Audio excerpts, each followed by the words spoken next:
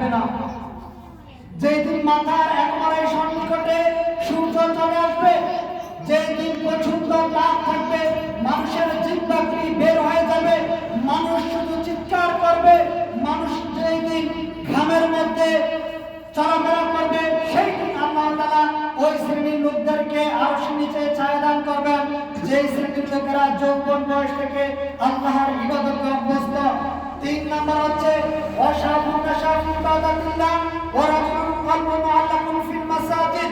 3 number হচ্ছে ওই ব্যক্তি যে যার অন্তর সদা সর্বদা মসজিদের সাথে সম্পৃক্ত, মসজিদের সাথে যার অন্তর লেগে থাকে, যার কর্ম হচ্ছে মসজিদের সাথে সম্পৃক্ত। ফজর হয়েছে তো জোহর, জোহর হয়েছে তো আসর, আসর হয়েছে তো মাগরিব, মাগরিব হয়েছে তো এশা, এশা হয়েছে তো আবার ফজরের জন্য অপেক্ষা করে। এমন যুবকদের জন্য এবং এমন বৃদ্ধ ব্যক্তিদের জন্য, এমন সকল মানুষের জন্য আল্লাহ সুবহানাহু ওয়া তাআলা আরশের নিচে ছায়া দান করবেন। সম্মানিত উপস্থিতি, আমাদের মধ্যে আমরা কতজনই বা এমনটা রয়েছি আমাদের অন্তরটা মসজিদের সাথে সম্পৃক্ত থাকবে, আমাদের কর্মগুলি মসজিদের সাথে সম্পৃক্ত নেই, আমাদের অন্তরগুলি মসজিদের সাথে সম্পৃক্ত নেই।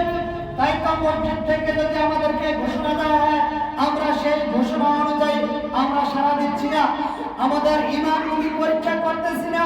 আমাদের ঈমানগুলি যদি আমরা পরীক্ষা করতাম, তাহলে আমাদের ঈমান আমাদেরকে অনেক হারাম কাজ থেকে বিরত রাখতো। আল্লাহ সুবহানাহু ওয়া তাআলা কুরআনুল কারীমে প্রায় জায়গায় কথা বলেছেন, মানুষের ঈমান যদি ঠিক থাকতো, মানুষ যদি প্রকৃত অর্থে আল্লাহর উপরে ভরসা করত, মানুষ যদি সত্যিকার অর্থে আল্লাহকে মান্য করত, তাহলে মানুষ পাপ কাজ থেকে বিরত থাকতো। আল্লাহ তাআলা বলেন, ইন্নাস সালাতা তানহা আনিল ফাহশাই ওয়াল মুনকার। আল্লাহ তাআলা বলেন, নিশ্চয়ই সালাত তোমাদেরকে বিরত রাখবে ফাহিশা কাজ থেকে, মুনকার মন্দ কাজ থেকে। সমাজে রাষ্ট্রে যত রকমের ফাহিশা কাজ হতে পারে, যত রকমের অশ্লীল বেহায়াপনা হতে পারে, যত রকমের ফাহিশা কাজ হতে পারে, এগুলা থেকে বিরত রাখবে সালাত। ইন্নাস সালাতা তানহা, আল্লাহ বলেন ইন্নাস সালাত, নিশ্চয় তোমার সালাত, নিশ্চয় সালাত তানহা বিরত রাখবে আনিল ফাহশাই ওয়াল মুনকার, যত রকমের ফাহিশা কাজ হতে পারে, যত রকমের মন্দ কাজ হতে পারে, এগুলা থেকে বিরত রাখবে। আমাদের সালাত আমাদের কাজ থেকে বিরত রাখে না।